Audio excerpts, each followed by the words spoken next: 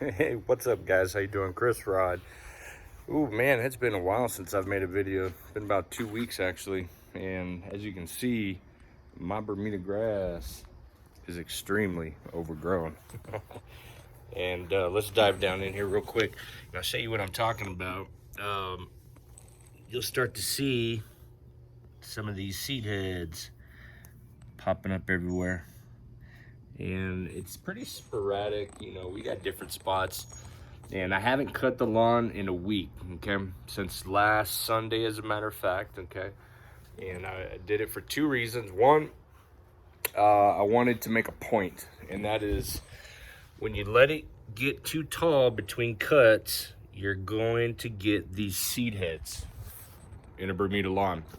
You don't want that to happen, okay? What the Bermuda grass is trying to do is simply tell you, hey, we're a little stressed. It's time to reproduce, if you will, and they start popping up these seed heads. So if you experience those seed heads throughout a majority of the lawn, it's your key indicator that you need to cut more frequently, unless you're okay with seeing them and it's not a big deal. Either way is good. But I haven't cut since last Sunday. This stuff is way taller than what I've been maintaining throughout a majority of the season, okay? Nice green, thick, lower leaf tissue, still brown. So the second reason why I wanted to let this get a little taller, it's 4th of July weekend, guys. I wanted it to get a nice dark green, lush color, so that when I do our mow today, I'm probably gonna do another mow tomorrow, I can get some good stripes, so that when I do my stars, possibly do my stars, I don't know if I'm gonna do it this year, those stripes will be nice and adamant, because we're gonna be having taller grass blades that are able to fold down on the back and forth pattern there. So that's the second reason why I haven't cut it in the middle of the week, because usually I cut it about 3 times a week. Okay. Outside of that, another reason why I wanted to let it get a little taller, and if you guys have been following the channel, you watched the video, last video or 2 videos ago, I might have been talking about grub issues, okay? This time of the season, grubs are rampant. They are rampant, I'm sorry. You get a lot of ants. We just went through a week's, that's actually another reason why I didn't cut. We had rain every day this past week, which is extremely unusual for El Paso. But we're now into what's called our monsoon season, if you will. And here's my evidence right there. Got an ice chest full of rainwater from the roof. So I couldn't get out here and cut. And with that being said, what you're gonna start to see are a lot of pest issues, okay? Pest meaning primarily ants. You're gonna see a lot of ant hills popping up everywhere. How do you treat that? Just, you know, you can do a reapplication of your grub control product. Typically they do contain that immediate cloprid, okay? That usually helps out and has a residual against fighting ants. As far as the ant hills go, you can cover them back up. 7 is another really good product. You could just pour some of that product right down the ant hole, or just get yourself some good old ant hill killer from the big box stores, and that'll help neutralize that problem. I don't have any bug issues or pest issues in this portion of the lawn. However, I did want to point out something that I noticed midweek, and I wanted it to, want to bring it to your guys' attention in case you had these issues. Again, one of the last videos I did, I was talking about my lawn and some potential spots. I know over here, if you guys recall, there was some issues from when I scalped it, and over there were some circle spots. We identified those simply as dog issues, dog pee, urine. But here, okay, you got a nice green thick lawn everywhere, right? And then you come across this patch that's brown.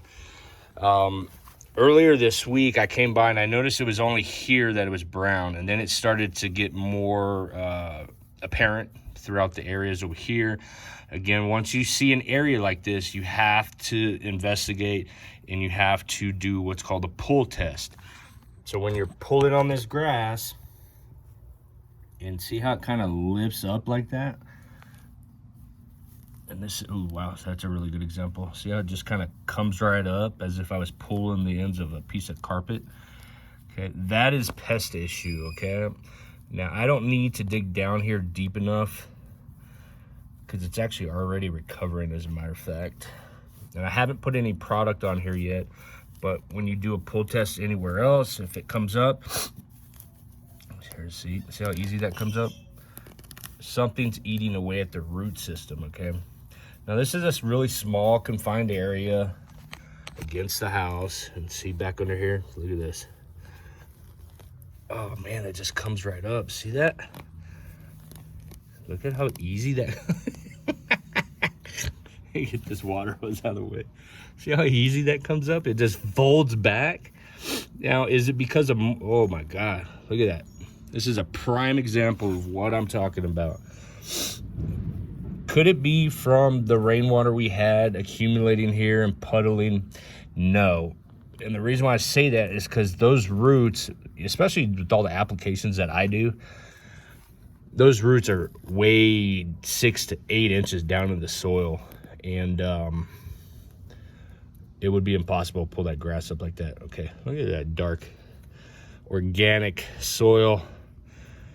All right, so I'm not finding any grubs right now. And that, there goes some more. Look, see, I can just destroy this. What happens is these grubs, they feast on the soil and the root systems, or the root systems primarily. They do their damage. Let me mat this back down. And then they move on to a different part of the lawn. But see how destroyed that is? It's freaking horrible. So to circumvent this, to get past this, is you have to do a reapplication of your grub control product, whether it be with some immediate cloprid, the Bio Advance, you know, get to the store, get a big box store, purchase some Bio Advance, some 7, anything that's got that immediate cloprid inside of it. Or in this case, after I cut today, I'm gonna go ahead and be putting down a series of applications. Again, one of the reasons for the video today, not only because it's my 4th of July weekend video, but I'm gonna be showing you some of the applications I'm gonna be doing. And we're gonna be solving that issue with a product that I got from Home Depot. It's gonna take too long to get a bag of Dialox from where I get my commercial products. So we got an immediate problem. Get to the store, make a quick purchase, get the application down. But that is an investigation, okay? When you see something like that and you can do that pull test, that's exactly what I'm talking about, okay? Stay tuned, guys. Hope you enjoy the video. Also, I'm gonna be making another one. We're gonna be talking about the garden. We're gonna be doing a harvest today, show you guys some of the fruits of our labor.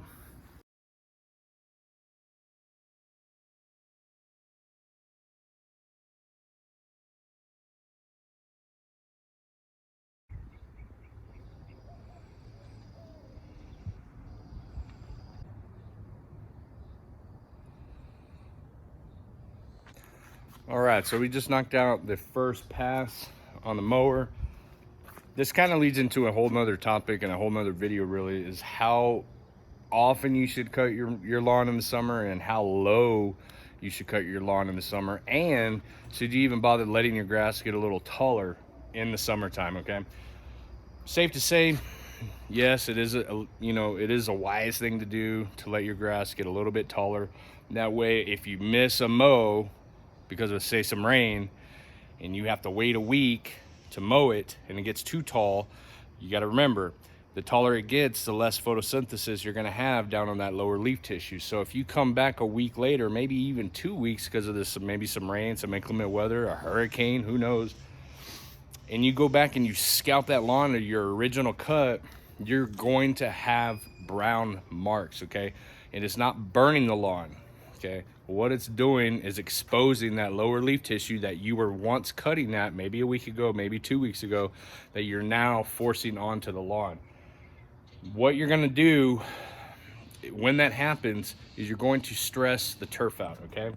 So again, this is one of the reasons for the video is I've allowed my grass, remember I was cutting at a 1/2 inch, and now we're pushing almost, in some areas, 1.5 inches, 2 inches on most, Just depends on where the grass is kind of folded down and when you pull it back up. But inevitably, you got to decide on what you want to do and what you like. Because if you like a taller grass cut, look, watch when I pull this back, about 2 inches right there, about my second knuckle. If you like a taller grass, leave it alone. Don't mess with it.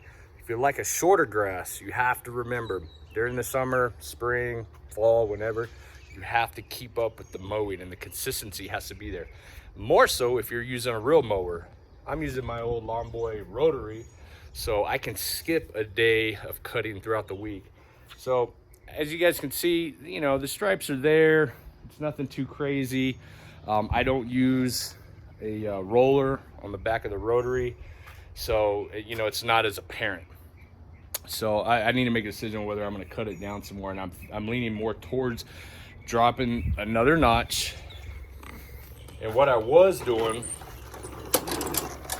on this particular mower is at the beginning of the season, we were down at the very last notch there, and that put me down at that 1/2 inch cut. Okay, and then, you know, over the past few weeks, past 2 weeks, I was cutting at the 2nd notch. Okay, and that put me at that 1 inch cut. Today, you know, I raised it up one more just to see what it would look like, and to be honest with you, I'm not really happy with it. Okay, and the reason why I'm not happy with it is I can still see if I can get in here with you. See that guy right there? I can still see the seed heads.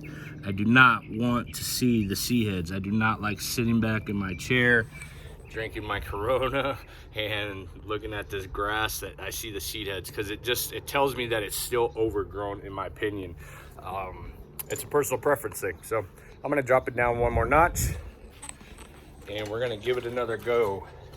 Just remember, if you do this and you miss that one mow, you could be at risk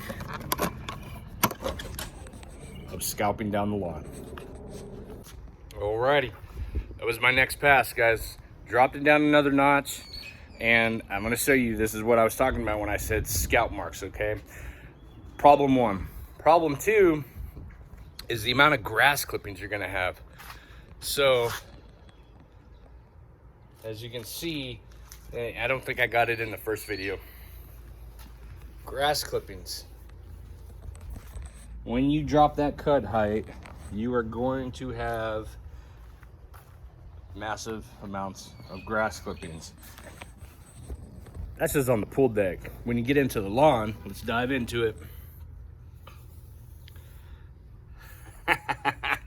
You're gonna have excessive grass clippings. Okay, so then you've got to make a decision on whether you're gonna bag the clippings or not bag the clippings. I never bag the clippings.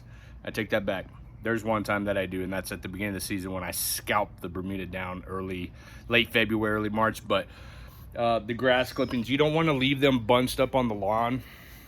If I can find a pile real quick, here's some good examples. See, there's a pile right here.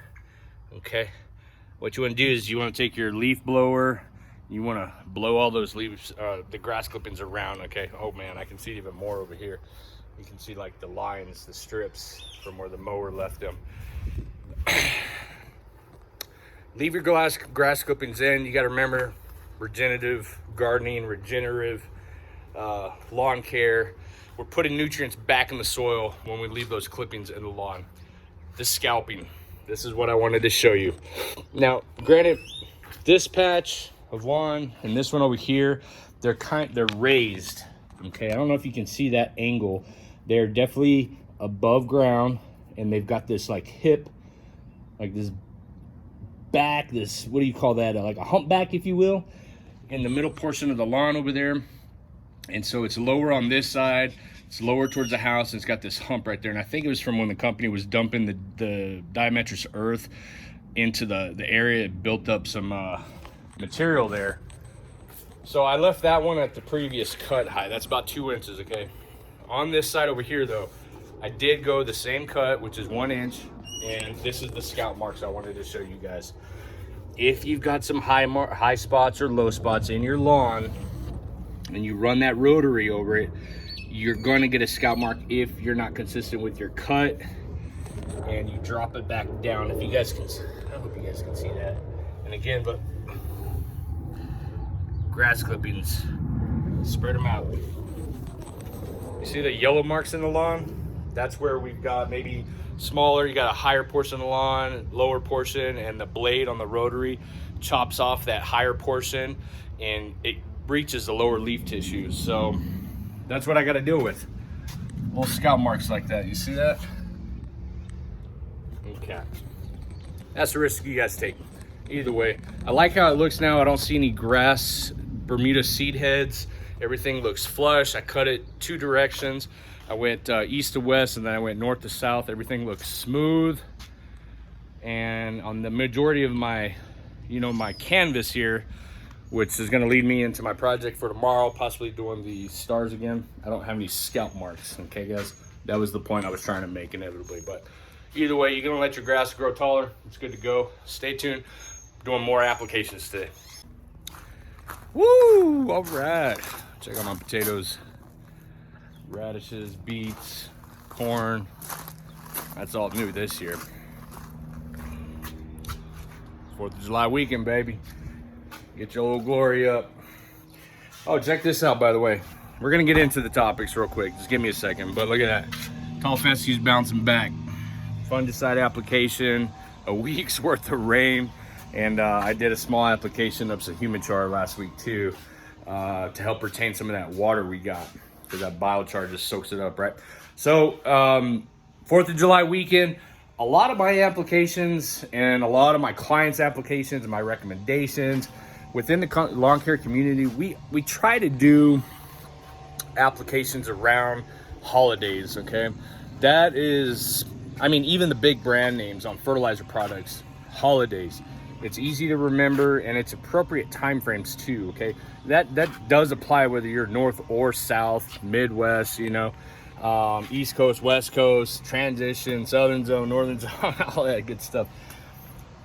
Northern grass types, okay? Should you guys be fertilizing in the summertime?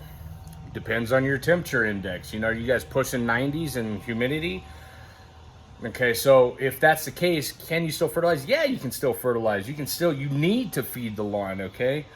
The additional application that you guys want to make if you got northern grass types like my tall fescue is that you need to get down a fungicide application, okay? The thing about fungicides though is you got to take a proactive approach about it. So if you're going into the 3-digit heats and you've got high humidity, you should have already applied a fungicide as a preventative. Then once you get into the heat of the summer, your lawn's protected. Tall fescue, Kentucky bluegrass.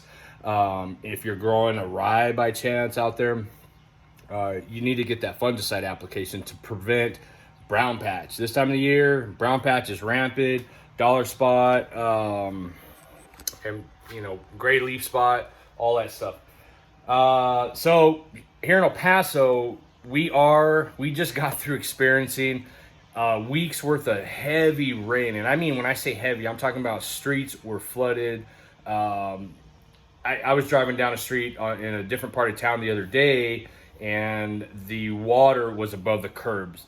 That's at least 6 inches, and that is crazy unheard of in El Paso. We have that happen, every now and again. But anyways, going back to the fungicide application, you can do a fungicide application in your southern lawns as well.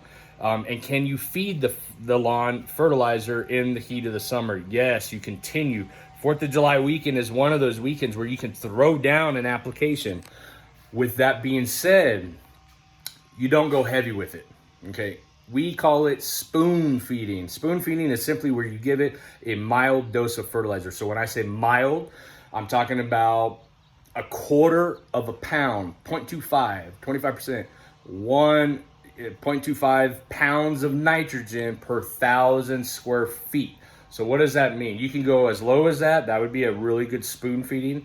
I wouldn't recommend anything above 1/2 pound of nitrogen per 1,000 square feet. So today, my 4th of July weekend, the way I celebrate is I work on the lawn and I get down a fertilizer application, and I'm also going to be doing a humichar application, okay? I've been doing humichar consistently now for 2 months, 3 months maybe. I forget. I'll look back on that one.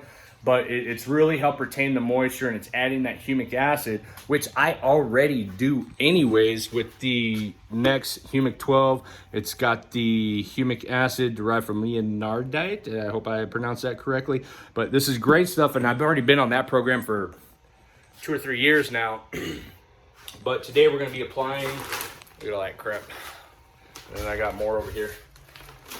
Okay, we're doing the human chart. This is my continued process of enhancing the soil system that I have, okay? Adding the biochar, adding the humic acid, okay, to help build and continue to build and retain the nutrients that I'm applying and the water, okay? And this is the fertilizer I've been using, ammonium sulfate, okay? It's a different type of nitrogen. It's ammonium sulfate, okay? It's different from a urea. Let's see if I grab a bag here. It's different from a fertilizer that has got urea nitrogen, and that one doesn't even say. The point that I'm trying to make here, though. All right, so here's a Scott Starter Turf Builder. I only use this bag when we're doing our sod installs, but right there. Let's see if I can get in on that urea nitrogen, okay? It's a different type. So the ammonium sulfate that I'm using is specifically because I'm on an advanced, rapid, decreasing process of lowering my pH. And this is going to be the last product right here, citric acid. It's actually food grade, if you believe it or not. But these are the applications I'm going to be getting down today. So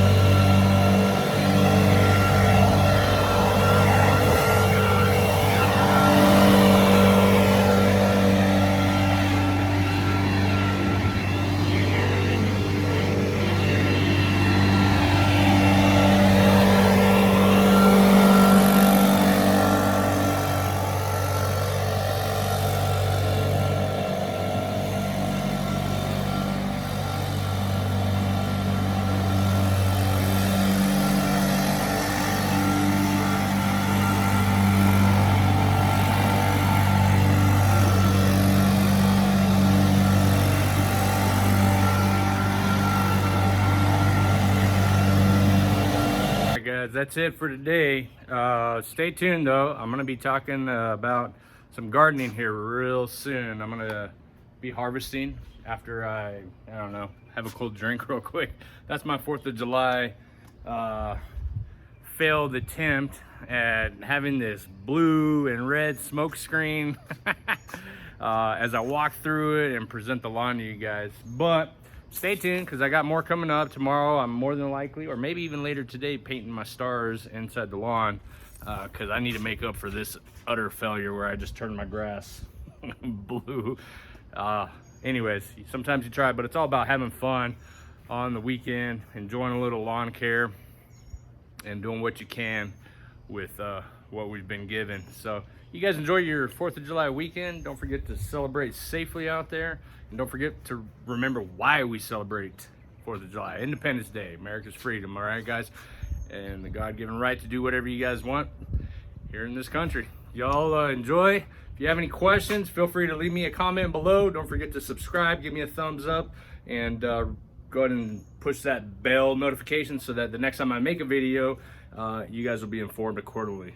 Let's boost that algorithm. Ciao, guys.